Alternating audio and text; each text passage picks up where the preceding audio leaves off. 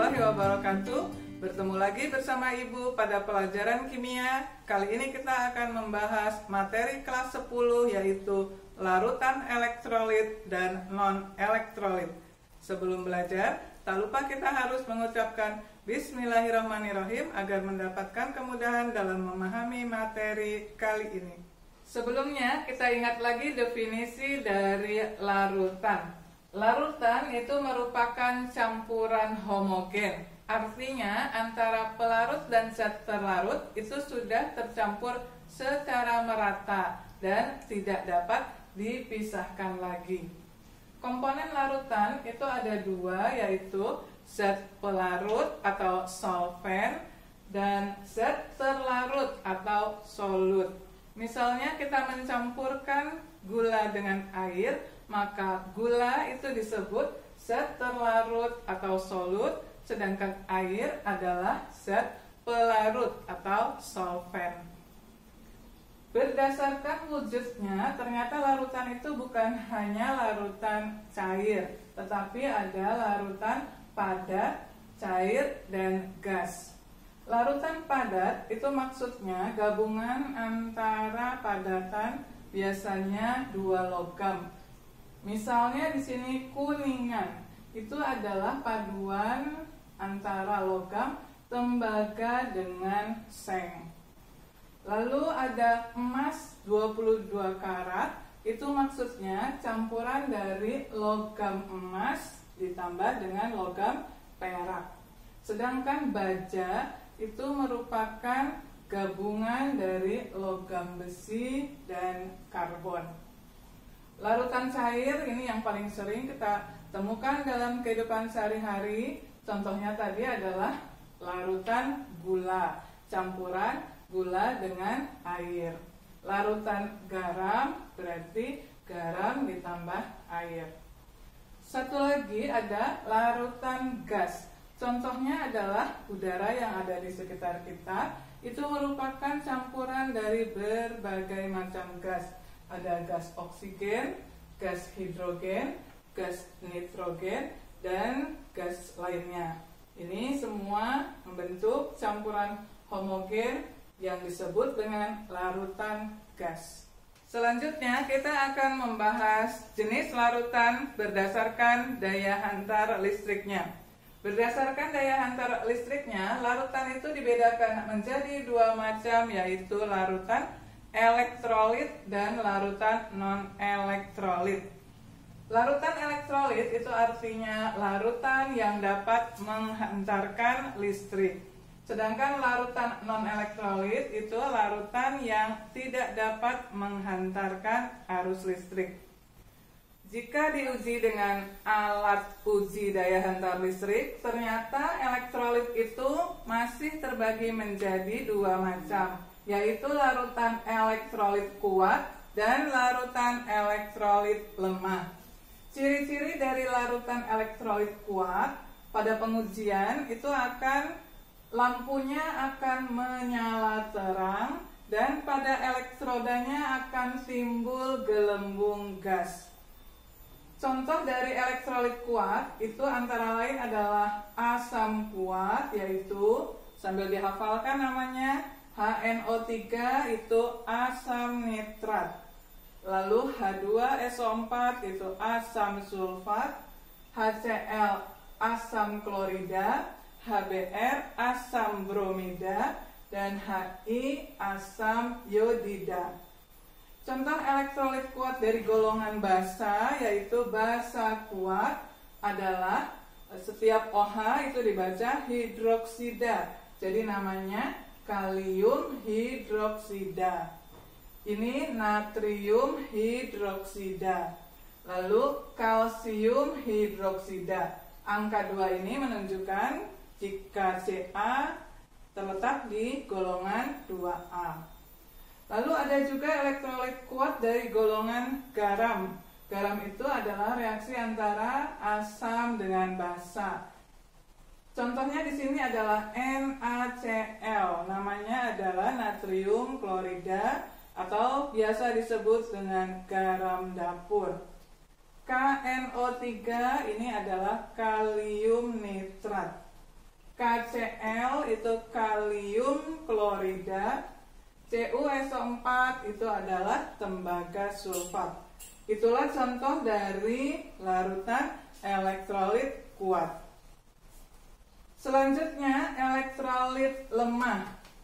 Pada percobaan, ciri-cirinya antara lain lampunya menyala redup dan tidak ada gelembung gas. Tapi pada percobaan lain, kadang-kadang lampunya tidak menyala, hanya ada gelembung gas. Contoh larutan elektrolit lemah dari golongan asam lemah antara lain CH3COOH itu disebut asam asetat atau asam cuka. HCN adalah asam sianida.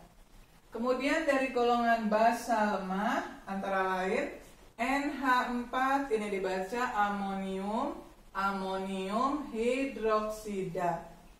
Al itu adalah aluminium hidroksida. Fe itu adalah besi, valensinya 3 jadi besi 3 hidroksida. Itulah contoh dari elektrolit lemah. Kemudian kita ke larutan yang bersifat non-elektrolit. Tadi dia sifatnya adalah tidak dapat menghantarkan arus listrik.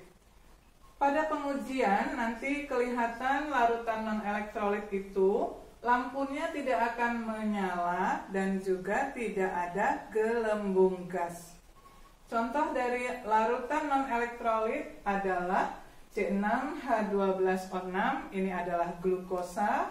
Lalu C12H22O11, ini adalah sukrosa atau larutan gula tebu.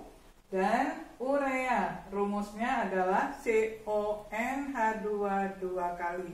Ini adalah contoh larutan non-elektrolit, tidak dapat menghantarkan listrik. Selanjutnya pada larutan elektrolit dan non-elektrolit terdapat istilah derajat ionisasi dan diberi lambang alfa.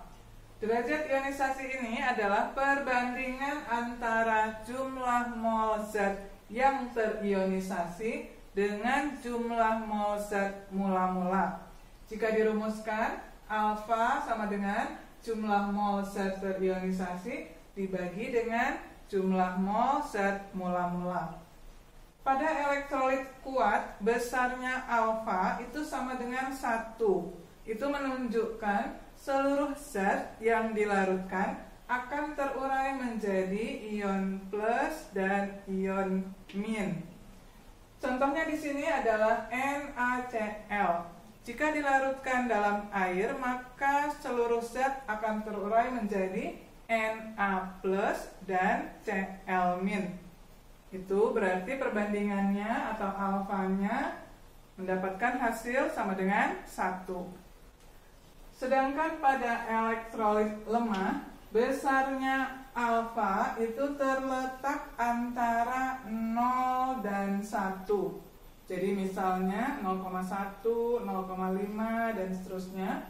Ini artinya tidak seluruh zat terurai menjadi ion plus dan ion min. Contohnya di sini adalah asam lemah HCN. Panahnya pun juga bolak-balik. Ini artinya HCN sebagian bisa terurai menjadi H plus dan Cn min. Dan reaksinya dapat balik lagi menjadi HCN. Karena itu disebutkan tidak semua membentuk ion plus dan ion min. Dan harga alfanya terletak antara 0 dan 1. Yang terakhir untuk non-elektrolit, besarnya alfa itu sama dengan 0. Itu artinya sama sekali tidak terbentuk ion positif dan ion negatif. Jadi tetap berbentuk molekul. Misalnya di sini adalah glukosa. Dilarutkan di dalam air, maka bentuknya tetap molekul glukosa. Tidak bisa terurai menjadi ion positif dan ion negatif. Selanjutnya kita akan membahas contoh soal larutan elektrolit dan non-elektrolit. Pada soal nomor 1 terdapat data hasil uji daya hantar listrik dari beberapa larutan, yaitu larutan P, Q, R, S, T, U, dan V. Nyala lampunya, jika tanda min ini berarti tidak menyala, jika plus berarti menyala. Sedangkan gelembung gasnya, kalau plus berarti ada gelembung gas, yang min ini berarti tidak ada gelembung gas.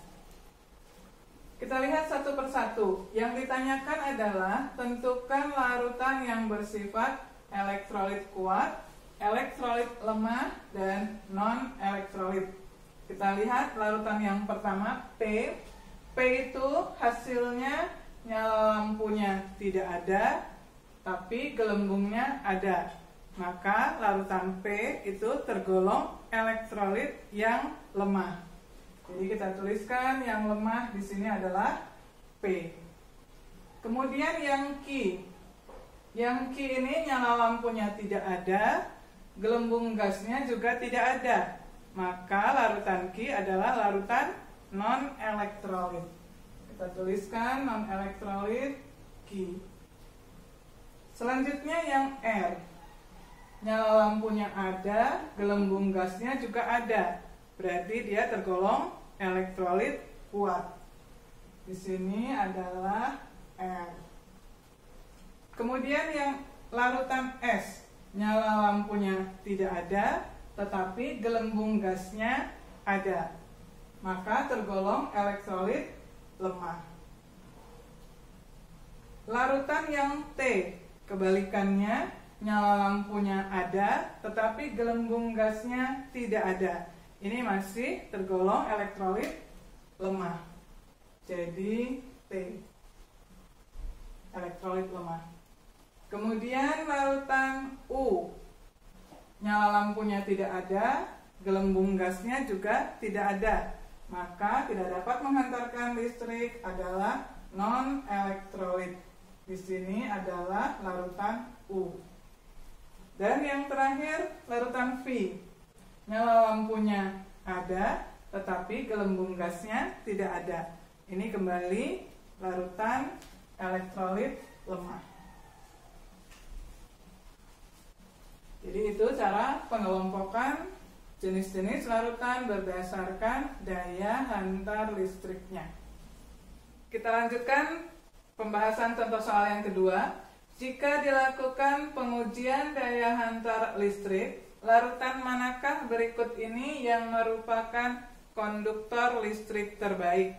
Ini maksudnya kita diminta untuk menentukan larutan yang merupakan elektrolit kuat.